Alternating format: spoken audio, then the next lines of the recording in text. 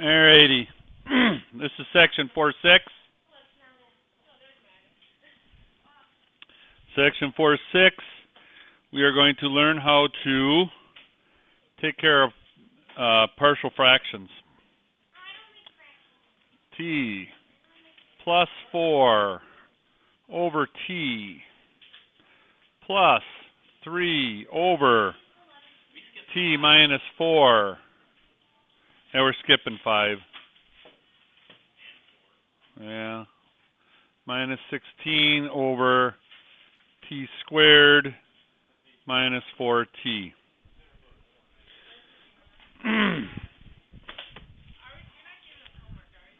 Of course. Never met him before. 4.6. 4.6. Rational equations and partial functions.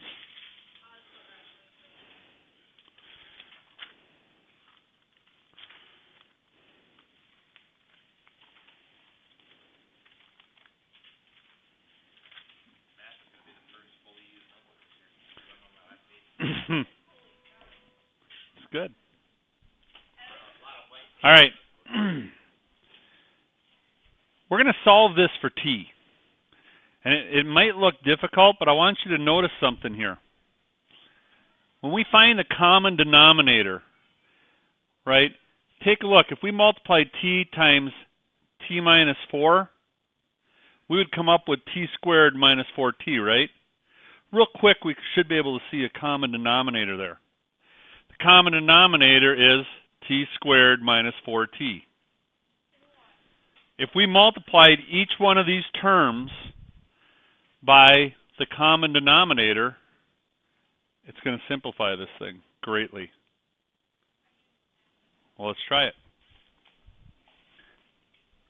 I'm going to put T squared minus 4T above this, each one of these.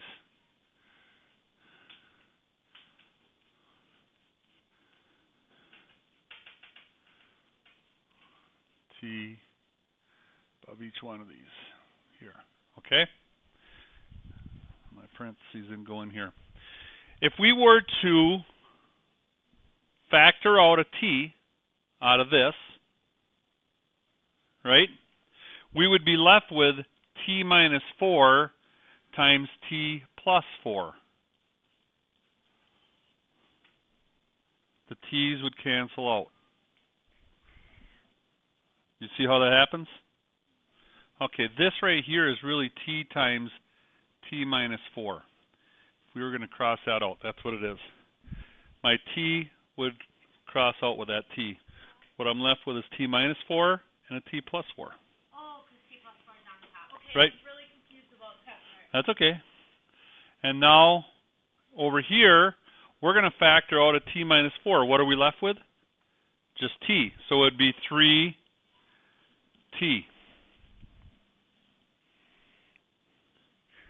And this one would completely factor out, so we're left with a minus 16 on the other side. Starts making it a little more doable, right? Yep. Now, we multiply T minus 4 times T plus 4. Are you familiar with when you multiply, I'm going to say x minus 1 times x plus 1.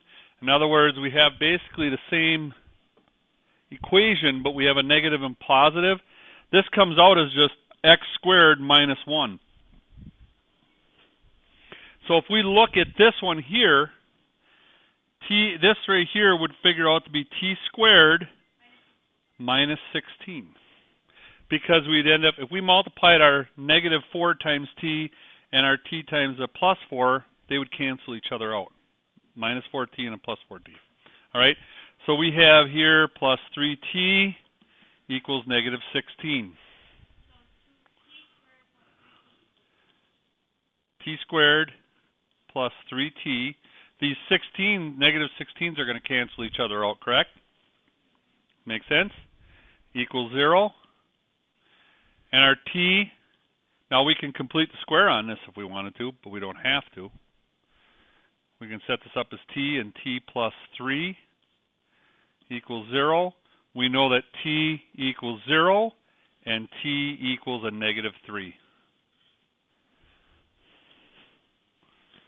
The key to this is finding this. How do you come up with 3 equals 0? I factored a t out of this. Oh, okay. Okay. The key to this is finding this common denominator. Now this is pretty easy because these two here multiply together to give you this one. So that's pretty easy to see. All right. As you get into some of these other ones, it might not be as easy.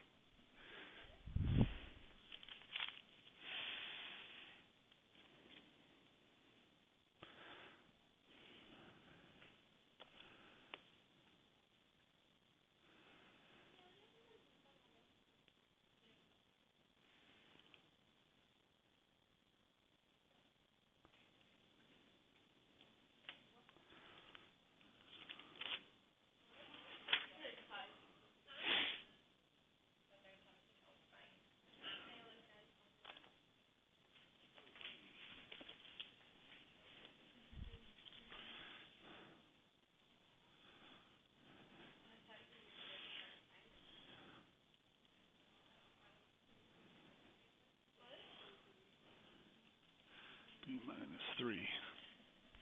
We need to find b.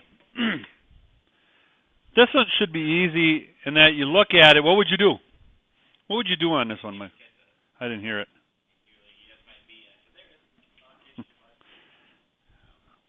Well, you could, yeah. You could do this, divide it by 3 each side, right? We end up with 3 and 1. What's that? Is that a 5? This is a 5 here, yes. I thought that was BS. I don't have BS. Only you have BS. What? Okay. Does she? Okay. So what would we do, Kyle? What if you went and you just cross multiplied?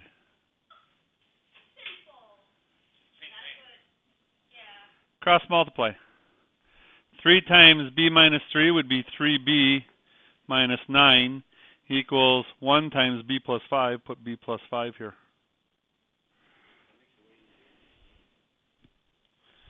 So we'd have 2b equals 14.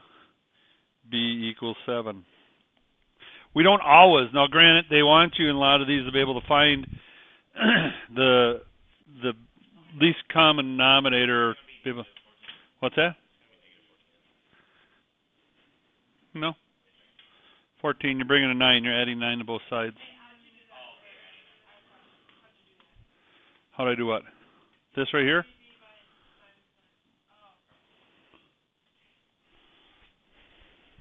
Okay. Good.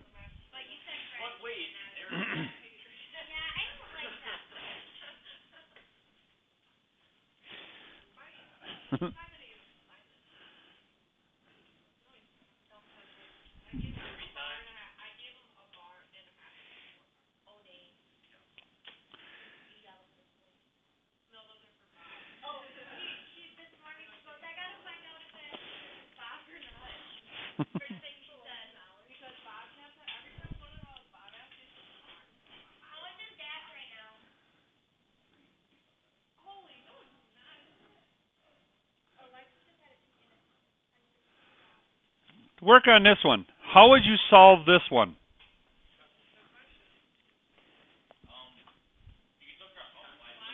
You can't cross multiply. You can't cross multiply. You got a subtraction here. No, there has to be across the equal sign to be able to cross multiply. How would you solve this one? What would you need? In this case here, what would I be looking for? A common denominator, right? What's my common denominator? B. So if I put b underneath this, what would I have to put on top? B squared. So I'd write this as b squared over b, minus 5 over b equals 4. All right. Now I can combine them. I can make this b squared minus 5 over b equals 4. Now what can I do? We already took it from this. We started from this. No, we're not going to factor out a b. We already multiplied a b in. Cross multiply. Bring this one up here. B squared minus 5 equals 4b. And then I can do it, hold on, b squared minus 4b minus 5 equals 0. How'd you do it?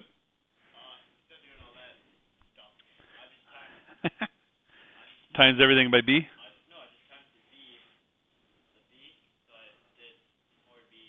You can't do that. You didn't get b squared then. You've times everything by, if you times everything by b here. Oh, that's what you did? All right. You can, yeah. You can do it like that. And then you end up with b squared minus 5 equals 4b. b squared minus 4b minus 5 equals 0. What would you do from here? I brought my 5 over. I can factor it, right? What do I put in here? A b and a b. This factors into a 1 and a 5. Since this is a minus here, we know we're subtracting the two factors. So we're going 5 minus 4, or a negative 5, because that's always with the biggest one, plus 1. You didn't get that one? Okay. No, this is factoring. At this point, you should be able to factor. Okay, here's how, when you factor this out, this is how you do it. I hate it when I do that. This is how you do it. I'm going to put, since it's just a b squared here, I'm just going to put my b's in front. I know my factors are 1 and 5. So I'm going to put a 1 and I'm going to put a 5. Okay? This minus sign right here tells me I'm going to subtract the two. That's what this minus sign here tells me. I'm going to subtract the two. My factors of 1 and 5. Okay?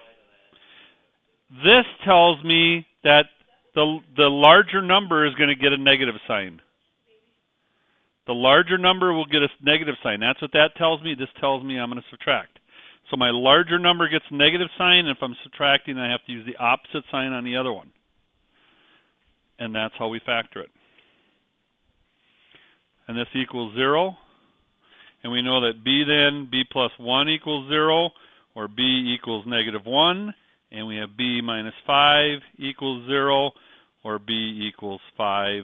And that would be our answer. The key is here to be able to get this to common denominator, or actually, the way Ty did it is the way we should be doing it, multiplying by a b all the way across. Because that's the common denominator that was in this one.